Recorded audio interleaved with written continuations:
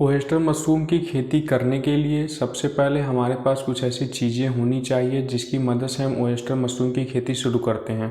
तो सबसे पहले तो मेन ज़रूरी बात है कि हमारे पास मशरूम का बीज होना चाहिए।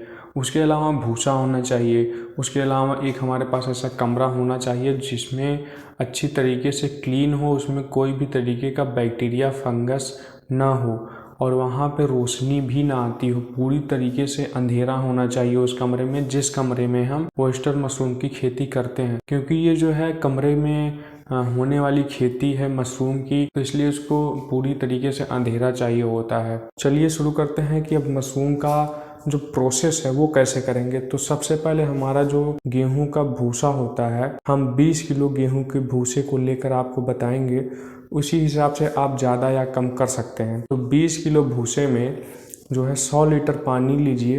एक ड्रम होना चाहिए, आपके पास एक भगोना हो। मेरे पास 2 भगोने थे तो मैंने उसी का यूज किया है। तो उसमें आपको 100 लीटर पानी में 20 किलो भूसा जो है उसको भिगोते हैं। उस भिगोने से पहले हम उसमें जो है फार्मलिन 50 ml और 10 ग्राम बाविस्टीन यूज करते हैं, क्योंकि ये हमारा जो है फंगीसाइड होता है। भूसे को स्टरलाइज करने के लिए हम इसका यूज करते हैं।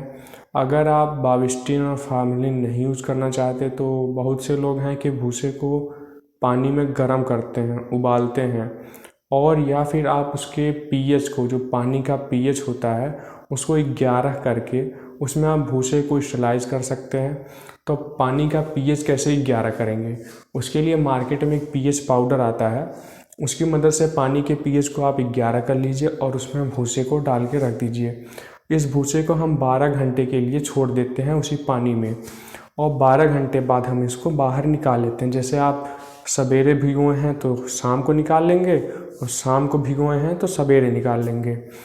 तो 12 घंटा हमारा हो जाता है। उसके बाद भूसे को निकाल के उसमें से पानी जो है हमारा उसको निथार देते हैं। पानी हमारा निकल जाए, केवल भूसे में 50% ही नमी होनी चाहिए। अब इसको आप चेक कैसे करेंगे कि हमारे भूसे में 50% ही नमी है। तो उसके लिए भूसे को आप मुट्ठी में लेंगे, कस के तेजी के साथ उसको जब आप दबाएंगे तो आपकी उंगलियों से पानी नहीं गिरेगा और उंगलियों के बीच में भी पानी नहीं आएगा, क्योंकि आप कभी जब उसमें नमी ज़्यादा रहेगी, आप जब भूसे को दबाएंगे तो आपकी उंगलियों के बीच में पानी आ जाएगा। लेकिन जब 50% ही नमी रहेगी तो उंगलियों में भी पानी नहीं आएगा, केवल आपका जो हाथ है वो गीला हो जाएगा। ऐसा लगेगा कि हाँ नमी है भूसे में, तब आप समझ जाइए कि आपका भूसा स्पॉनिंग के लिए तैयार हो गया है। उसके बाद हम उसमें जो है अपने स्पॉन को मिक्स करते हैं। 20 किलो गेहूं के भूसे या जो हमारा धान का भूसा है उसमें 1.5 किलो मशरूम का बीज या स्पॉन हम उसमें मिक्स करते हैं। अब मिक्स करने के 2 तरीके हैं।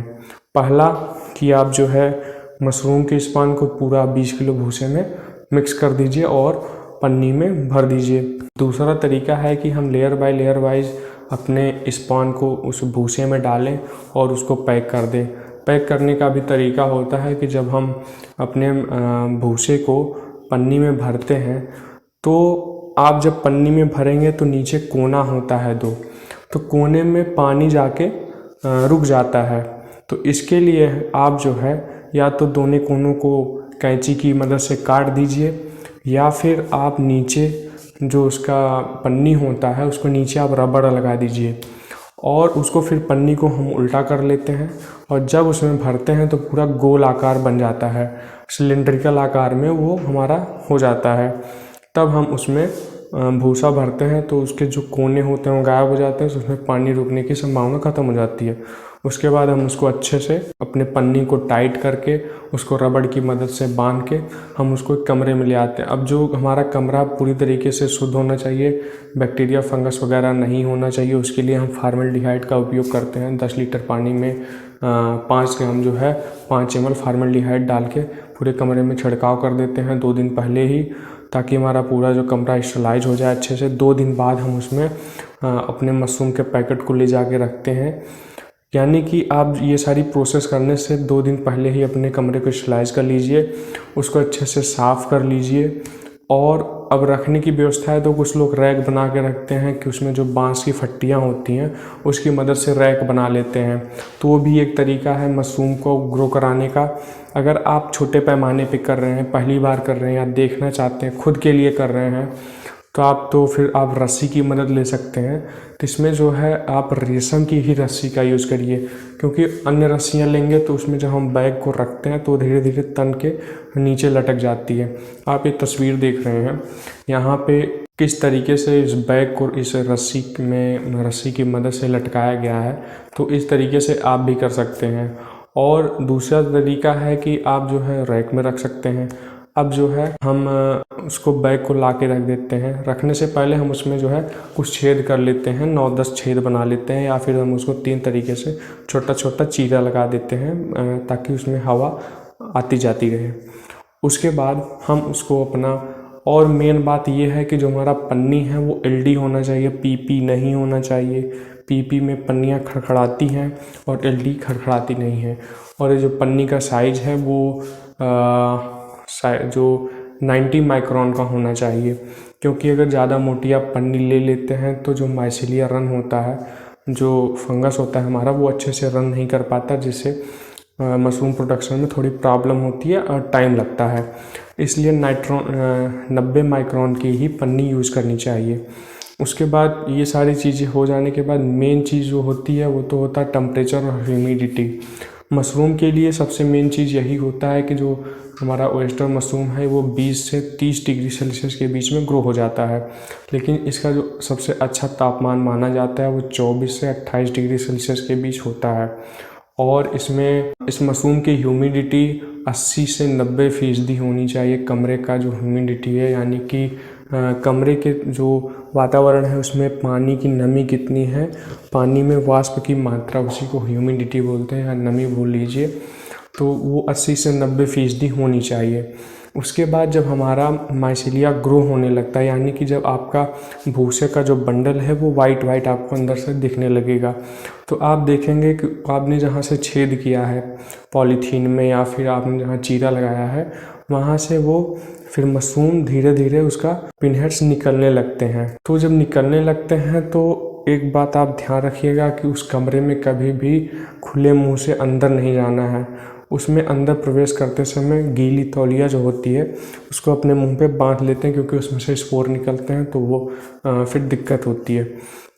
तो इसके लिए हम हमेशा उसके अंदर जाने से पहले अपने मुंह को गीली तौलिया से बांध लेना चाहिए। उसके बाद जब हमारा मशरूम निकलने लगता है पिनहेड, तो हमें सुबह शाम 2-2 घंटे करके, जैसे सूर्य निकलने से पहले और सूर्यास्त के बाद, हम अपने उस मशरूम के कमरे में हवा का प्रवेश करते हैं। एक तरफ से हवा आती है और दूसरी तरफ से बाहर निकल जाती है जब सूर्यास्त हो गया होता है और सूर्योदय होने के पहले, क्योंकि उसके ग्रोथ में जो ऑक्सीजन चाहिए वो उसके लिए मददगार होती है। उसके बाद जब हम हार्वेस्टिंग कर लेते हैं तो उस कमरे को फिर से स्टरलाइज करके बंद कर देते हैं। पहली बार में जब हमारा मशरूम निकलता है तो हम कोशिश करते हैं कि पन्नी को फाड़ के अलग ना करें, क्योंकि जब आप पन्नी को फाड़ कर अलग कर देते हैं तो जो उस भूसे में है नमी जल्दी दूर होने लगती है, भागने लगती है। इसलिए पहली कोशिश की जाती है, जो हमारी पहली हार्वेस्टिंग होगी मशरूम की, जो मशरूम हम तोड़ेंगे उसमें हम पन्नी बिना हटाए करेंगे। दूसरी बार में हम पन्नी हटा देते हैं। तो पन्नी आप पहले बार भी हटा सकते हैं, लेकिन नमी जल्दी जाने के चांसेस रहते हैं, इसलिए हम लोग पन्नी दूसरी बार में हटाते हैं। और हार्वेस्टिंग किस तरीके से करेंगे, जो हमारा मशरूम होता है उसको कभी भी आप किसी भी चाकू से नहीं काटेंगे, क्योंकि अगर आप चाकू से काट देंगे तो वहाँ से मशरूम दोबारा नहीं निकलेगा।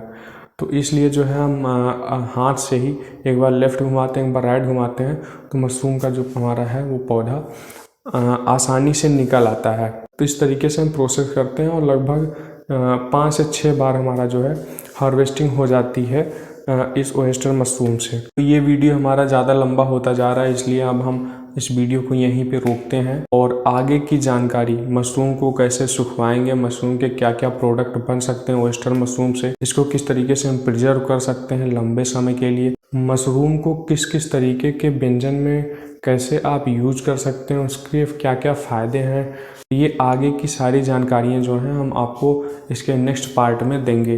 तो चैनल को सब्सक्राइब कर लीजिएगा ताकि आपको वीडियो मिल जाए। तो चलिए आज के लिए बस इतना ही था, मिलेंगे आपसे अगले वीडियो में, तब तक आप अपना ध्यान रखिए। जय हिंद, जय भारत।